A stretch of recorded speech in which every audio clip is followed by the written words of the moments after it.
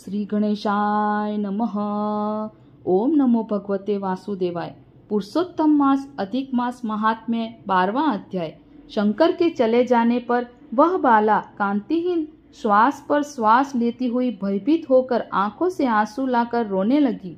इसी प्रकार दुख से बहुत सा काल व्यतीत हो गया। फिर वह तपस्विनी भी बलवान काल के वश हो गई। उसी समय बड़े धर्मात्मा राजा द्रुपद ने उत्तम यज्ञ किया। उस यज्ञ कुंड में से एक कन्या उत्पन्न हुई। वही मेधावी ऋषि की कन्या दूसरे जन्म में राजा द्रुपद की पुत्री द्रौपदी नाम से संसार में विख्यात हुई। सो यह राजा द्रुपद के स्वयंवर में मछली की आंख बींधने पर अर्जुन को मिली। हे नारद, पुरुषोत्तम का अनादर करने से दुष्ट दुशासन ने इसके बालों को पकड़कर खींचा, परंतु उस समय वह बारंबार मेरे नामों को याद करने लगी।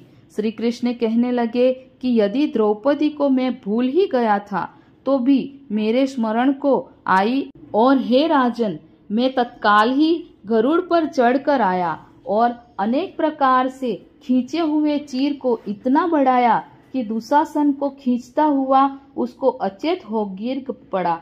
सदैव मेरे स्नेह करने वाली और पतिव्रता को पुरुषोत्तम मास के अनादर से मैंने भी उसको त्याग दिया। पुरुषोत्तम मास का तिरस्कार करने वाली को मैं भी त्याग देता हूँ। इसीलिए सब प्रकार से पुरुषोत्तम मास ऋषियों और देवताओं के भी सेवन योग्य है।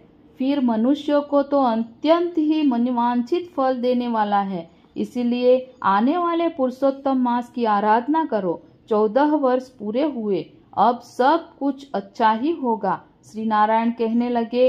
इस प्रकार श्री कृष्ण ने द्रौपदी और पांडवों को समझाकर द्वारिकापुरी जाते हुए बोले, हे राजन, अभी विरह से व्याकुल द्वारिकापुरी को मैं जा रहा हूँ।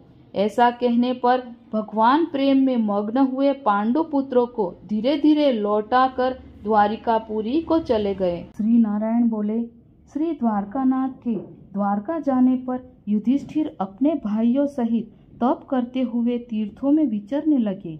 हे नारद, श्री भगवान के प्रिय पुरुषोत्तम मास को मन में धारण कर और श्री कृष्ण का वचन स्मरण कर अपने भाइयों और द्रौपदी से बोले, अहो, आप सबने पुरुषोत्तम का महात्म्य सुना है।